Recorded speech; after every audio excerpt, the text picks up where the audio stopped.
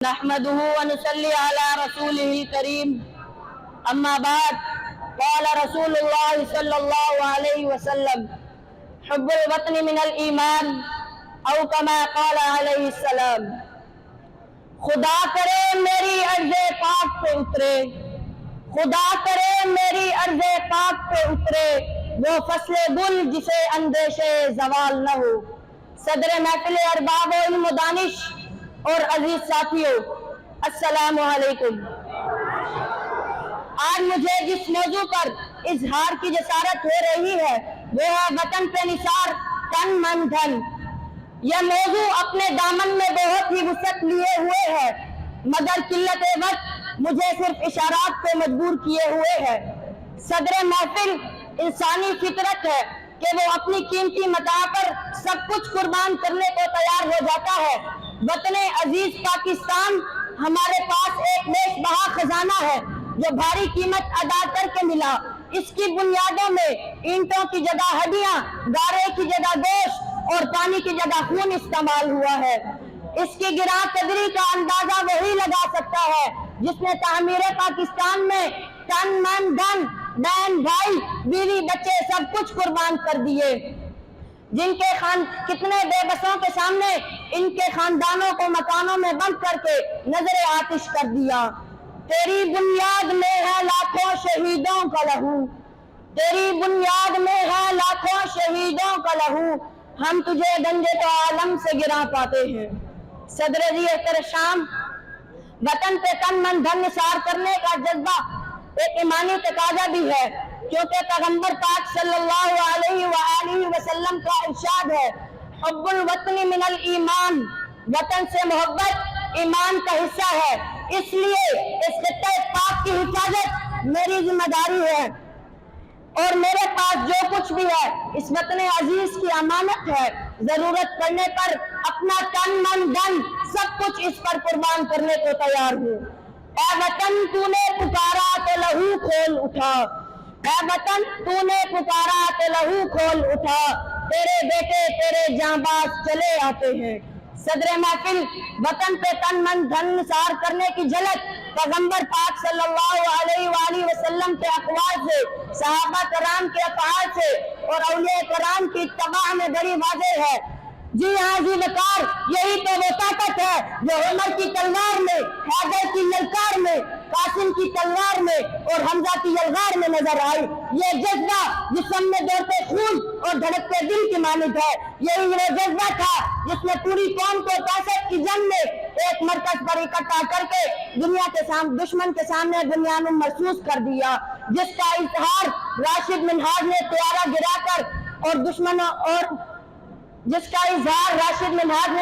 گرا کر اور شہیدوں نے خون بہا کر کیا۔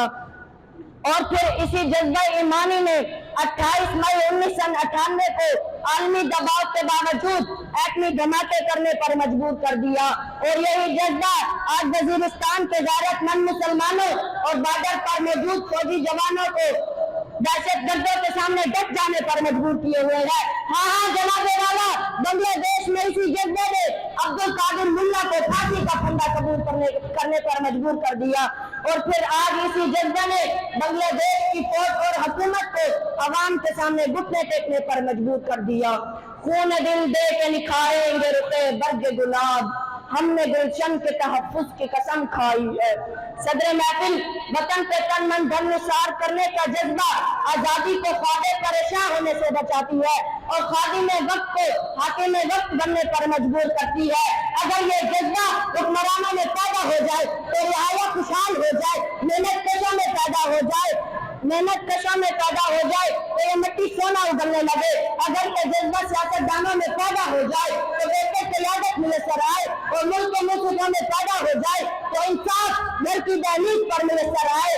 اور اگر یہی وطن پر تن من دھن نثار کرنے کا جذبہ میرے ملک کے سرمایہ داروں میں پیدا ہو جائے تو غربت و افلاس، ذخیرہ اندوزی اور لوڈ شیڈنگ کا خاتمہ ہو جائے۔ مگر ذی وقار، افسوس صد افسوس، اس قوم کے مردہ لفظوں میں احساس کو زندہ کون کرے، اس قوم کے مردہ لفظوں میں احساس کو زندہ کون کرے؟ جس قوم سے قومیں بنتی تھی اس قوم کا سودا کون کرے؟ اور ہاں جناب والا، ہمیں خبر ہے لٹیروں کے سب ٹھکانوں کی، ہمیں خبر ہے لٹیروں کے سب ٹھکانوں کی، شریک جرم نہ ہوتے تو مخبری کرتے۔ اور پھر اب یہ راز اب کوئی راز نہیں، سب اہل بصیرت جان گئے، یہ راز اب کوئی راز نہیں، سب اہل بصیرت جان گئے، ہر شاخ پہ الو بیٹھا ہے، انجام گلستان کیا ہوگا؟